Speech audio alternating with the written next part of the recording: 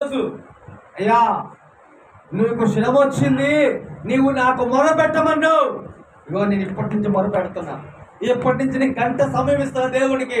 నేను దేవుడి కుడి పార్శ్వను కూర్చోవాలి.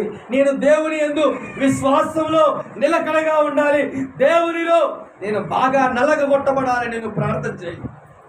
నీ శ్రమలు తక్షణమే తీరిపోతాయి. హల్లెలూయా. నేను మొన్న సోషల్ మీడియాలో ఒకటి చూసా. ఒకడు అరటి పండు ఇచ్చేసేసి చేతిలో పెట్టేసి, అయ్యా నేను 25 సంవత్సరాల నుంచి నేను కడుపు రావట్లేదా, ప్రెగ్నెంట్ కాలేకపోతున్నాను, కడుపు అట్టుపండు ఇచ్చేసి నువ్వు ప్రెగ్నెంట్ అయిపోతావు. ఆమె కింద పడిపోయింది, అందరూ చప్పట్లు పెట్టేస్తున్నారు. అంతేనా? అసలు మరి వారు ఎలాగ విశ్వాసులు అయిపోయారో కూడా నాకు అర్థం కావట్లా. అంటే వాళ్ళు కింద పడిపోతే కడుపు వచ్చేసిద్దా?